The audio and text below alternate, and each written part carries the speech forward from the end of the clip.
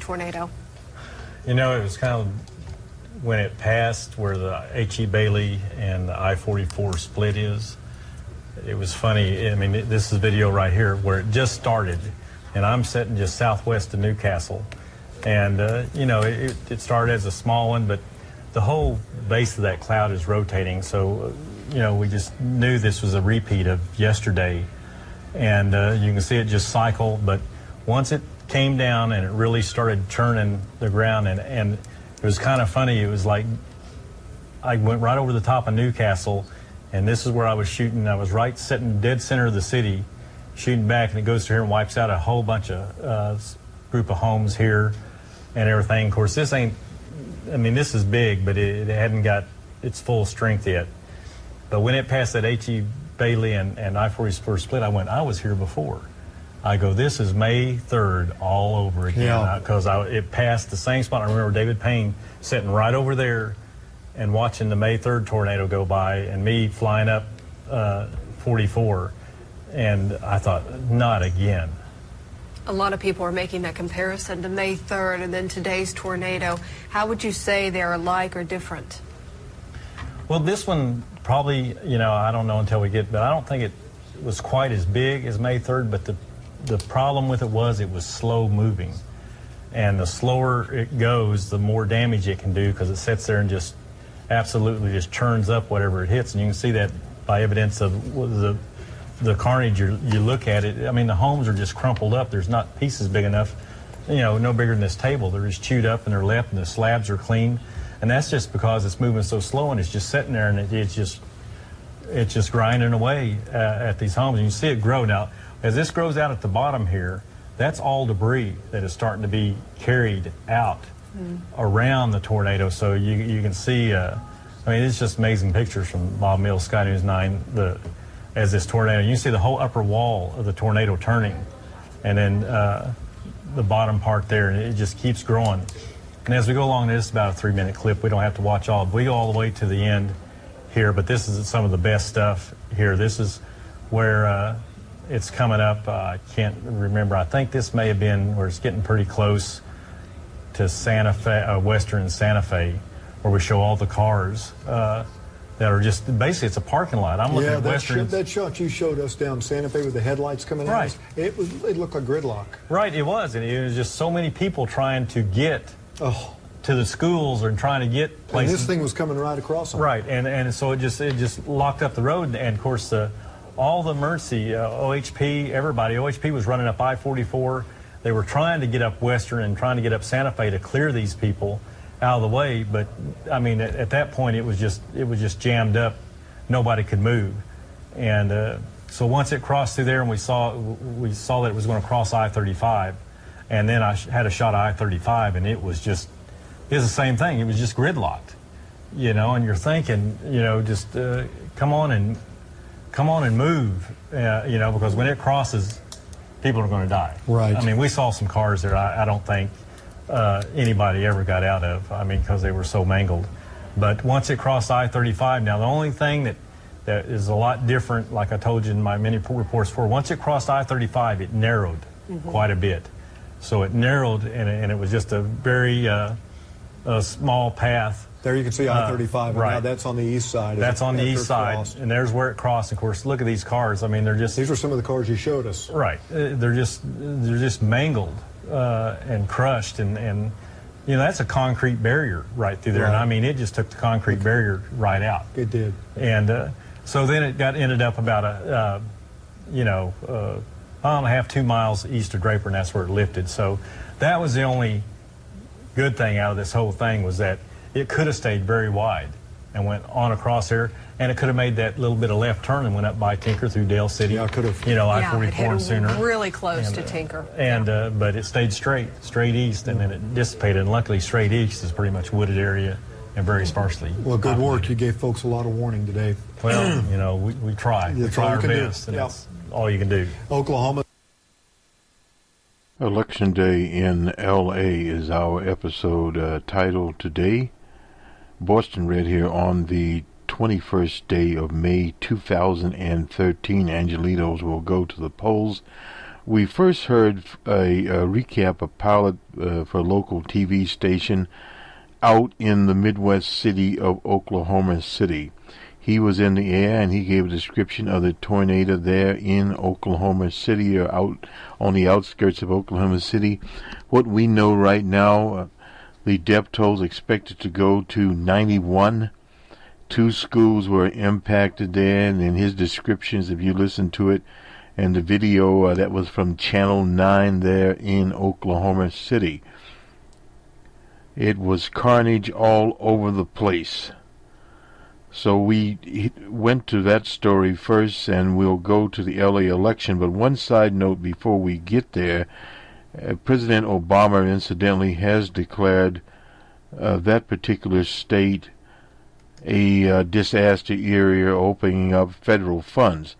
However, we have a situation here, as we've had before. Oklahoma is a red state, no doubt about it, and disaster aid he had declared. But however, in this particular case, businesses, of course, homes lost, would normally be covered, and then will be covered by the federal disaster aid from FEMA. But the senators from there, the senior senator Inhofe and Tom Coburn, they're of course Republicans, and they call themselves fiscal hawks.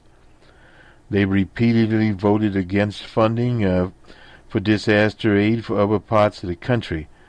They have opposed increased funding for the Federal Emergency Management Agency, FEMA, which administers disaster aid.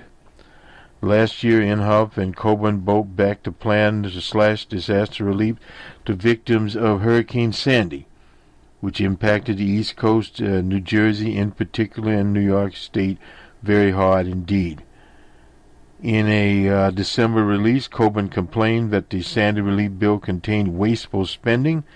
The so-called fiscal hawks always talk about wasted spending, identified a series of items he objected to, including $12.9 billion for future disaster migration activities and studies. Coburn spokesman Jim Hart on Monday evening confirmed the senator will seek to ensure that any additional funding for tornado disaster relief in Oklahoma be offset by cuts to federal spending elsewhere in the budget. This is a very unfortunate problem to literally penalize the people of the continuous United States for disaster in Oklahoma. Incidentally, that state is number 3 in disaster complaints, behind California, which would obviously have more. But nonetheless, he is asking for these offsets there. According to his spokesman, he supports offsets to the bill funding the Oklahoma City bombing recovery efforts. Those offsets were achieved in 1975 by tapping federal funds that had not yet been appropriated at that time. This character, let's see, I think he's talking about Inhofe here because Coburn was not in the Senate. In 2011, both senators opposed legislation but would have granted necessary funding for FEMA when the agency was set to run out of money. Sending the funds to FEMA would be unconscionable, according to Coburn. Now, this has been a rallying cry of many of these conservative operators. Inhofe and Coburn don't have an exclusive right on this particular philosophy. Many of the libertarians espouse the same thing.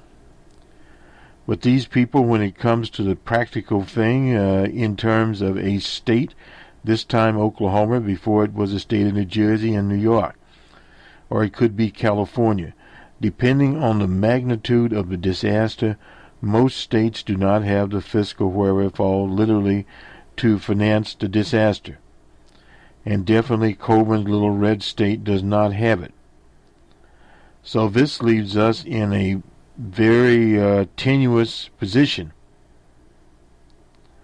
about what is going on. And now, on the spokesman for Coburn Hart has never made parochial calculations about Oklahoma's disproportionate share of disaster funds, as his voting record and campaigns against earmarks demonstrated.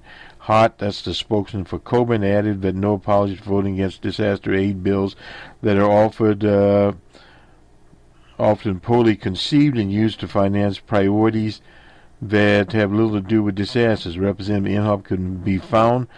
The only thing Inhofe said, the devastation in Oklahoma, he tweeted that, is heartbreaking. Please join me, and he's got a hash mark, pray for Oklahoma. Well, the problem with the so-called pray for Oklahoma, it will not bring a dollar to Oklahoma.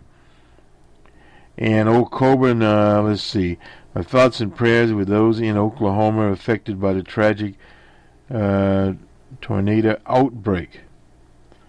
Oklahoma, and this is what we were talking about, currently ranks third in the nation after Texas and California in terms of total federal disaster aid for decorations, which kickstarted the federal relief funding process. Last month, President Obama signed a disaster declaration for the state following severe snowstorms. Now, this is a practical matter. Inhofe and Coburn are living in Disneyland, but at the same time, they are hypocrites. They're singing different tunes. In January of 2007, Coburn urged federal officials to speed relief aid after the state faced a major ice storm. But the reality is, here, why should the people of New Jersey and New York pay for aid to Oklahoma and Texas? As the Republican politician Jim Baker once said, he didn't vote for us.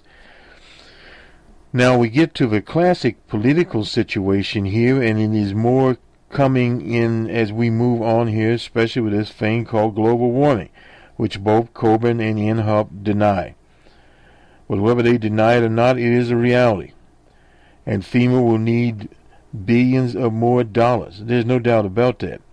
And what is going to happen here? Now, if they run out of money, the state of Oklahoma, Texas, etc., will have to, as they say, go to private insurance coverage, what they have, and increase the taxation on the citizens of those states, which they should do, to foot the bill for being in locations that are bad. Just because you get into this area called Tornado Alley, that area is historically shown that it's prone to tornadoes, and they should not build houses and schools in those paths. Period. Now, in 2008, Inhofe lauded the fact that emergency relief from the Department of Housing and Urban Development would be given to 24 Oklahoma counties. The impact of severe weather has been truly devastating to many Oklahoma communities across the state. I am pleased that people whose lives have been affected by disastrous weather are getting much-needed federal assistance, he said at the time. But the problem is the federal government cannot give assistance to people that don't want it. And Inhofe and Coburn evidently don't want it, and the people in the very red state of Oklahoma need to make more selective or be more selective about whom they elect. That is a problem. I was talking to a lady the other day that lost a house. It was underwater because of economic conditions. She was a Republican. I pointed out to her that it was the policies of the administration of one G.W. Bush that caused the problems in the first place.